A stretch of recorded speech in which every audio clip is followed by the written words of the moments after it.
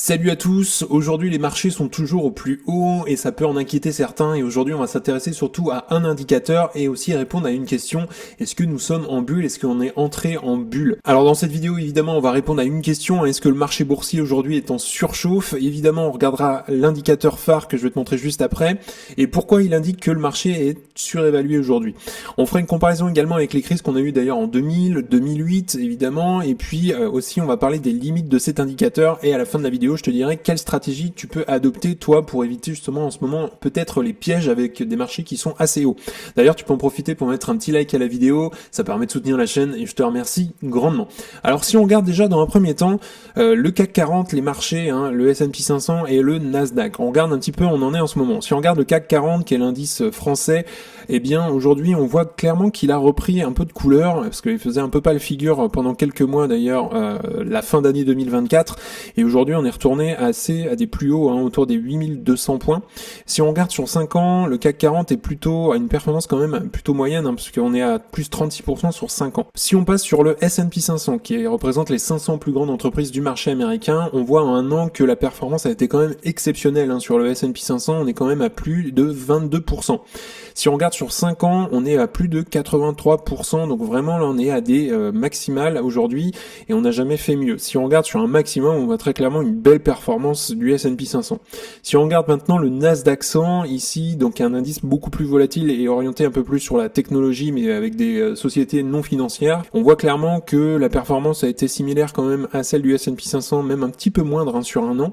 Et on a fait plus 26%, sur 5 ans on a fait pour le coup plus 134%, et on voit très clairement que on est sur les dernières années, à partir de 2020, on a quand même une performance exceptionnelle, on est quand même sur plus 135% en moyenne depuis 2020, donc c'est quand même assez impressionnant. Donc ça c'est pour les marchés en ce moment, on est vraiment à des plus hauts. Alors si on s'intéresse déjà à la base, c'est quoi une bulle aujourd'hui? Eh bien une bulle boursière se caractérise par en fait une exubérance des investisseurs sur une hausse rapide des prix et aussi des valorisations qui ne reflètent plus du tout en fait les fondamentaux.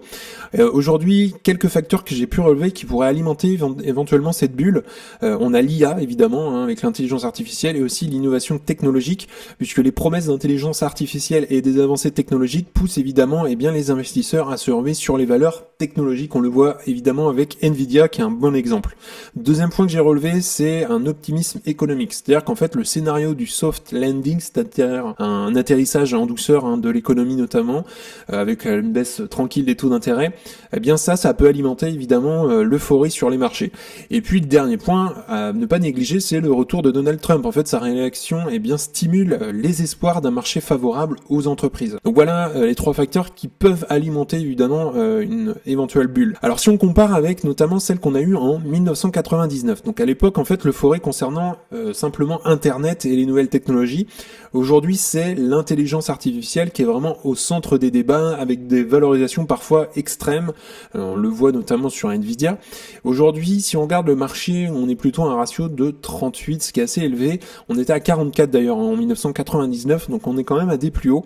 Et en fait aujourd'hui les 10 plus grandes actions représentent quand même 37% du S&P 500 et je crois qu'on est quand même à un maximum aujourd'hui puisqu'on n'a jamais eu cette proportion là dans l'indice S&P 500. Donc si on regarde maintenant le Bubble Indicator, et là on a la performance avec les années, donc depuis 1920 jusqu'à 2024, et donc on a le PE ratio, le Price Earning Ratio, pour chaque période à peu près, avec justement des périodes, des années où on a été vraiment au-dessus de la moyenne. Donc la moyenne elle est ici, on est à 17,6, et on retrouve très clairement le grand crash qu'on a eu en 1929 si on reprend tout en bas, et on voit que là on était monté à un PI donc de 32,6 en 1929, et en fait l'année d'après on a fait un moins 28,5% sur les marchés.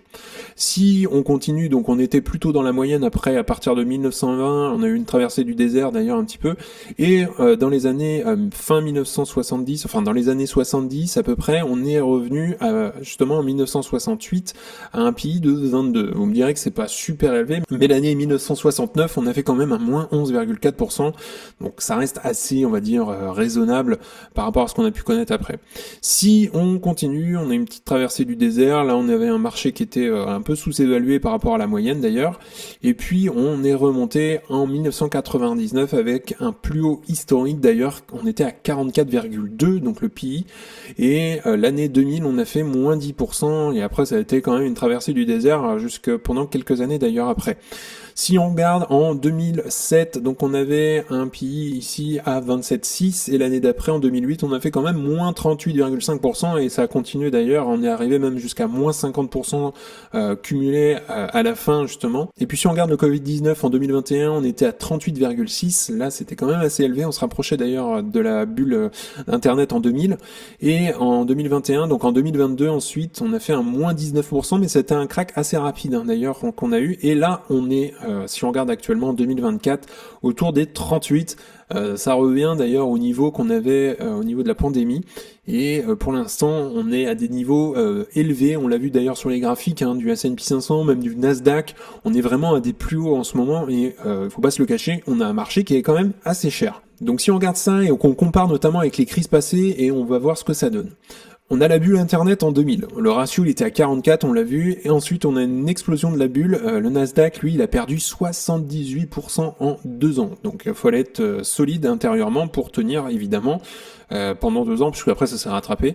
Ensuite, on regarde en 2008, la crise des subprimes. Là, on était à un ratio de 27. Ensuite, c'est suivi un crack de moins 50% sur le S&P 500. Aujourd'hui, 2024-2025, on a un ratio de 38. Donc on se rapproche quand même du ratio de 2000, mais on n'est pas du tout, mais alors vraiment pas du tout dans les mêmes circonstances économiques par rapport à l'année 2000. Donc clairement, on est plutôt dans une zone à risque, faut pas se le cacher quand même, mais ça veut pas forcément dire qu'un crack est imminent en fait, tout simplement. On n'est pas du tout sur les mêmes valorisations, on n'a pas du tout les mêmes revenus par rapport à l'année 2000, donc c'est vraiment pas du tout les mêmes circonstances, il faut vraiment prendre du recul sur ça. Mais on est quand même dans une zone, je pense, à risque. Alors si on regarde derrière ce petit graphique qui résume, on le voit ici, l'année de la pandémie, donc un S&P 500 à 38,6, donc là on a fait un moins 19% l'année d'après. Si on regarde en 2008 on était à 27, on a fait un moins 38% l'année d'après. La bulle internet 44 depuis, on était à moins 10 l'année d'après. Si on regarde ici en 1968, donc on était à 22, on a fait un moins 11 et le grand crash qu'on a eu en 1929, on était à 32, on était à moins 28. Donc ça c'est un petit résumé global des grandes époques où on a eu un crack et notamment sur une période de 100 ans à peu près. Alors est-ce que c'est un signal de vente le fait d'avoir un marché quand même qui est assez élevé en ce moment? En fait tout simplement si on suivait aveuglément l'indicateur et les graphiques que j'ai pu te montrer, en fait on aurait vendu en 2013 et on aurait surtout raté l'énorme bull run des 10 dernières années. Si on le voit d'ailleurs sur le graphique, si on le reprend très rapidement, en 2013 on était à peu près par ici, autour d'un ratio de 30, 25, 30, et en fait ce qui s'est passé tout simplement sur les marchés à cette période-là, si on reprend à partir de 2013, donc on était à peu près ici, on va dire ça, sur le S&P 500, il y a eu une énorme montée jusqu'à même aujourd'hui. Donc là on a fait un plus 144%, et même si on va jusqu'à aujourd'hui, on est à plus 274%. Donc voilà, même si on le voit en 2020 quand on a eu le crack ici, c'était un crack très rapide, avec l'annonce notamment de la Covid-19 et la pandémie mondiale, mais ce qui fait la différence, c'est vraiment le long terme. Donc il y a des limites, cet indicateur qu'on vient de voir, c'est les taux d'intérêt bas notamment. En fait, quand les taux d'intérêt sont bas, les valorisations peuvent être plus élevées aussi, et aussi moins de rendement obligataire, ça donne plus d'argent forcément en bourse. Deuxième autre point que j'ai relevé, c'est la mondialisation des entreprises. On a Apple, on a Microsoft, on a Google qui tirent en fait une énorme partie de leurs revenus à l'étranger. Et puis la comparaison aussi avec le PIB d'un seul pays est donc aussi un peu biaisée. Et puis dernier point, c'est les big tech qui dominent le marché, on le sait, on le voit surtout en ce moment avec certaines valeurs. Les valeurs boursières reposent en fait sur des entreprises ultra rentables. On a Nvidia qui dégage énormément de cash par exemple, on a Microsoft, on a Apple et Nvidia, et donc elles sont bien plus solides que les startups de la bulle internet qu'on avait, je l'ai dit tout à l'heure, à l'époque dans les années 2000. Donc, même si le marché semble surévalué en ce moment, il y a des raisons structurelles qui expliquent ces niveaux élevés. Donc, on n'est pas du tout dans la même économie qu'en 2000. Alors maintenant, quels sont les risques qu'on peut relever? Le premier risque que je t'ai relevé, c'est une inflation persistante. Voilà, on sort un petit peu de l'inflation qu'on a connue ces dernières années, ces derniers mois. Ça a baissé évidemment, même si c'est pas fini. Si l'inflation reste quand même élevée, la Fed pourrait ralentir sa baisse de taux ou même d'ailleurs les annuler. Et donc là, il va falloir être vigilant à ce que fait l'économie américaine. Impact, forcément, ça va donner une hausse des rendements obligataires et une pression aussi sur les valorisations boursières. Le deuxième risque que je vois, c'est un choc géopolitique, avec notamment l'instabilité en Chine et aussi des tensions au Moyen-Orient. Ça pourrait évidemment provoquer des vagues de panique. Et puis l'impact, ce serait des ventes massives d'actions et des fuites vers des valeurs refuges qu'on peut connaître. Troisième risque que je vois, c'est la politique de Trump. En fait, on a des tarifs douaniers, aussi des restrictions sur l'immigration, et ça peut entraîner une hausse des coûts pour les entreprises, et ça, il va falloir surveiller ça dans les mois qui vont venir, ça peut vite arriver. Donc un potentiel de surchauffe économique, ce qui, évidemment, accentuerait l'inflation, et je crois que la politique de Trump a été évaluée comme assez inflationniste quand même. Donc conséquence générale, si un ou plusieurs de ces risques se matérialisent, eh bien on pourrait avoir en fait une correction de 10% ou plus sur les marchés. Je l'avais déjà un peu dit, mais je pense que 2025 va être un peu plus volatile que 2024. Surtout que 2024, on a fait quand même une très très belle année. Alors qu'est-ce que peut faire un investisseur, évidemment, dans un contexte comme celui-ci? Je vais te donner quelques pistes de réflexion, justement. Et le premier, c'est surtout ne pas céder à la panique. Un marché surévalué ne signifie pas un crack immédiat. Et donc la patience est vraiment la clé en bourse, surtout quand on se la joue à long terme. Deuxième autre stratégie, ça peut être de diversifier tes actifs. En fait, ne pas tout mettre sur le S&P 500 ou encore le Nasdaq.